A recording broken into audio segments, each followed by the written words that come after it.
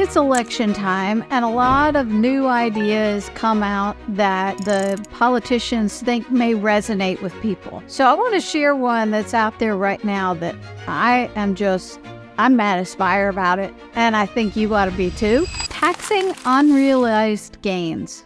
Now, if there's one stop to an economy, it is when you try to take money from people who don't have that money in their pocket right then and there. And taxing the concept of investing in your future. Those two things together will block and kill an economy.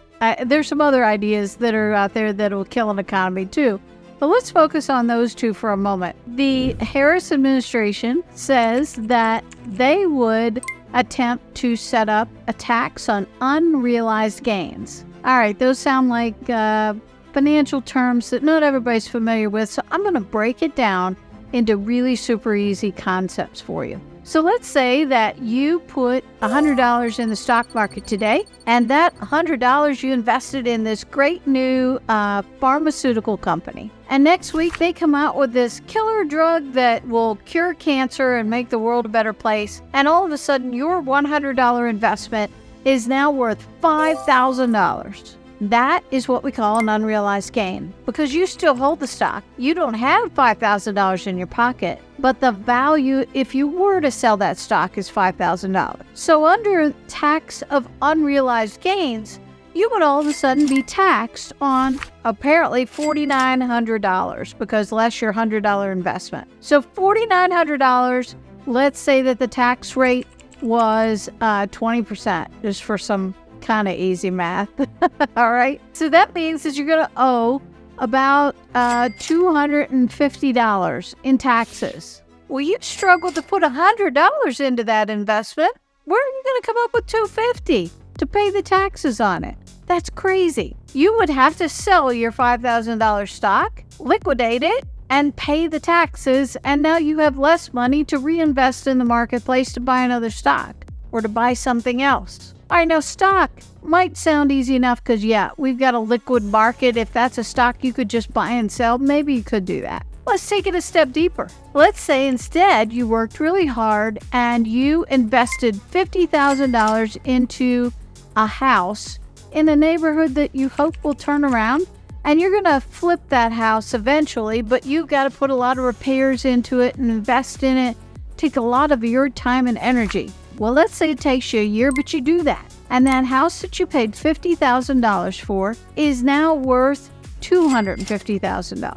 Well, you haven't sold it yet. Maybe the market's not that great and people can't get get loans because of the interest rates, but you hold a house that's worth $250,000. So let's do our little magic again. Let's figure out your original investment was $50,000. Now it's worth $250,000.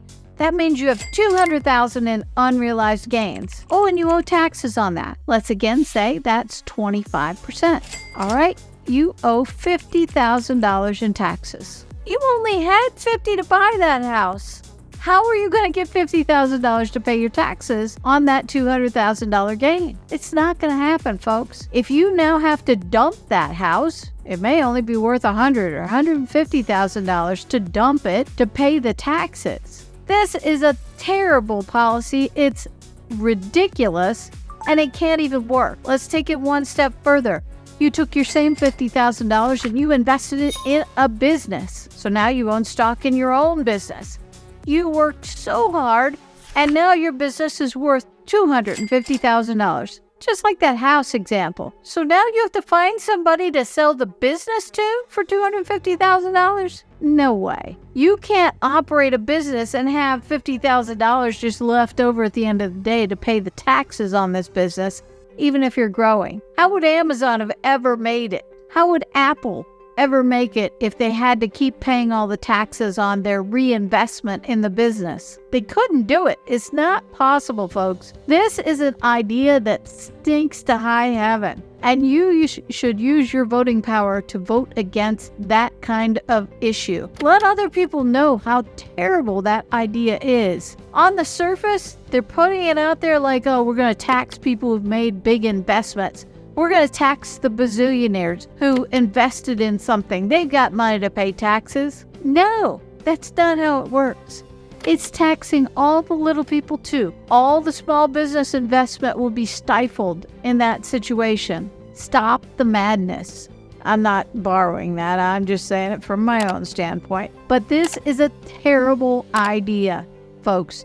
Don't let it go. And use your voting power to stop this.